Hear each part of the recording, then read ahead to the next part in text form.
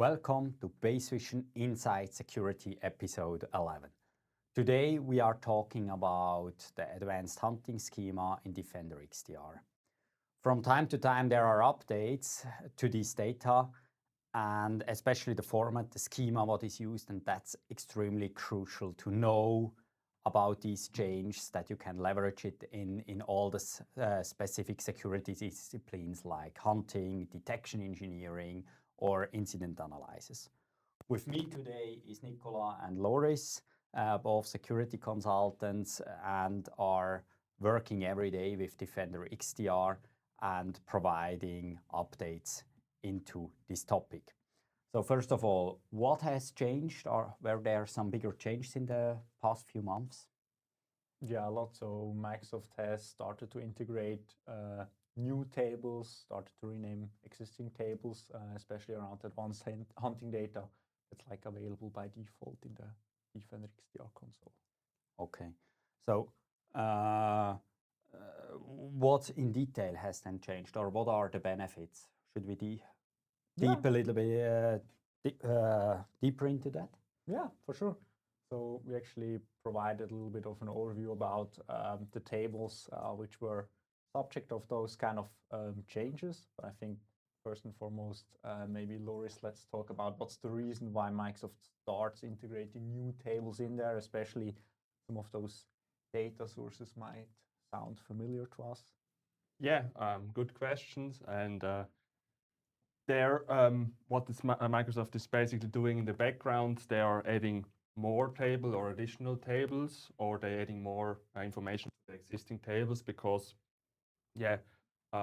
more and more information we have, for example, for our identities or our information about messages, for example. And until now or before, there was a little bit the challenge, for example, to how we get that data. So for example, we needed to ingest that data into Sentinel, for example.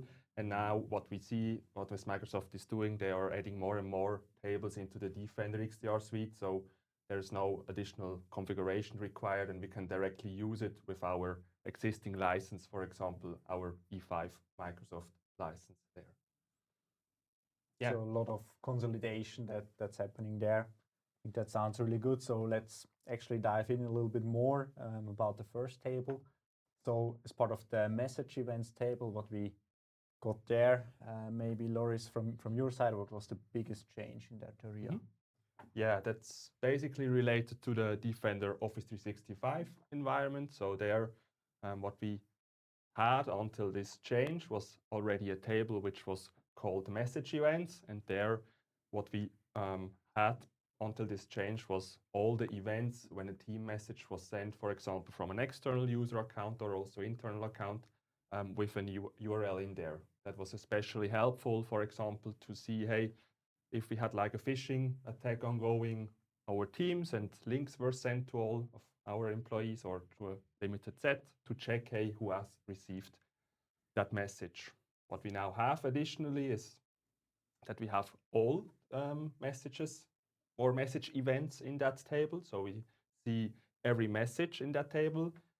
Important to mention here is that we don't see the content itself. We just see here as an example when the message was sent, from which address to which user, for example, or also in which Teams channel. And we also get the Teams channel name and also if it was delivered successfully or not. And this is a huge benefit. For example, as I did the example with the phishing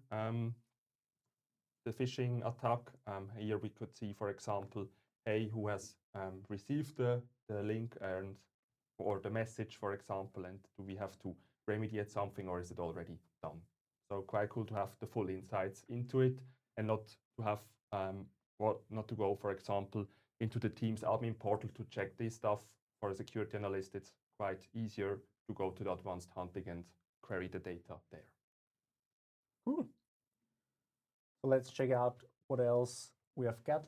So from the Entra side, we got some new and familiar faces. So basically what Microsoft did there, we had the former AAD sign-in events tables for both service principals and regular user accounts. And yeah, finally Microsoft removed that beta string in there and also made a change regarding the tables itself. Is that like something that we need to consider when talking about those new Entra related tables from a schema perspective, or the change itself? Yeah, good question. So the schema itself, or basically the change, was already done last year. So all the beta tables are basically removed, so you don't find them in the portal. If you had, for example, detections which were relying on that old table, there you don't have to do anything because Microsoft is automatically updating these detections, and there are no changes required for that. Yeah, just informational, or if you do new detections or hunts, then definitely here the new table to use. Exactly. Cool. Let's also see what's basically in there. So here we have an example from the Entra ID sign-in events table. What I particularly enjoy is that compared to the native Entra logs, we have here a unified table which contains both the interactive and the non-interactive sign-in. So it's easier for the analysts, but also for the people who do hunting and the investigations to investigate potentially malicious sign-ins. On the other hand, we also have a table for the service principals. So maybe Loris, what's in there about the service principals? Yeah, that's also quite cool or interesting to also look in that table, because what we basically see is the sign-ins from all of our, for example, service principals. So we see to which resources the service principal has signed in, also the IP addresses. So if we have, for example, there some difference between the sign-in locations, for example, so, we can see that one, and also the user agents, also very cool for detections, but also hunting stuff. So yeah, quite cool. So maybe there a question back. So is that maybe bound to a specific product, these tables, or are they just there, or do we need to enable something? That's an excellent question. So I think that's actually one of the main benefits of those built-in Entra tables, because as soon as you have an Entra ID P2 license, those are basically populated in your Defender XDR tenant. So even if you do not forward your raw Entra logs to the Sentinel-enabled workspace, you still have the telemetry in there, which can also be very helpful for incident response cases if those logs weren't forwarded beforehand. So really a big advantage. You need to do further analysis there. Then let's actually stick with the topic of identity-related tables and round up those kind of changes with a new table that we have. So we already have a lot of identity info tables on the Sentinel side and on the Defender XDR side. But recently we had a new feature which allows us to link accounts together so that we can know, okay, does Loris, for example, have an admin account in another identity system, such as an Entra ID only account. And also there we have a new table. So yeah, asking you, Loris, which kind of useful information do we have in this new table? Mm-hmm. Good question. And yeah, as you already said, a lot of information about our identities. Is it like identity living in Active Directory or only in Active Directory? Is it in hybrid user or in cloud only user?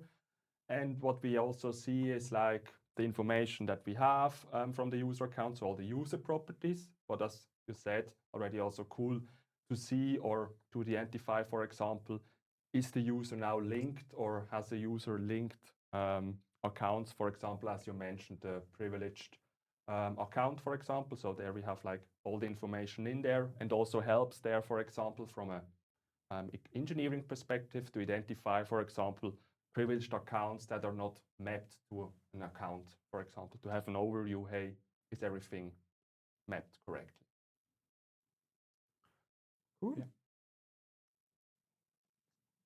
So that are already a lot of change, and I think as well extremely cool thing, especially this account linking feature. I think that's something where you should have a look on as well, not just on the table itself, because it's a huge possibility for the analysts to really see what is going on as well to see privilege escalation if you have, for example, an enterprise access model implemented or things like that.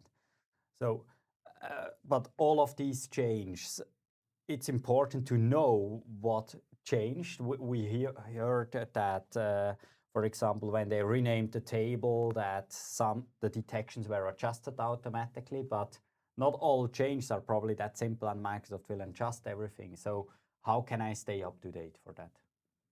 Yeah, that's a good question. I would say first, for all the major changes, the message center is definitely the way to go, because that's the channel Microsoft uses officially to communicate with their customers, and also administrators and SecOps people.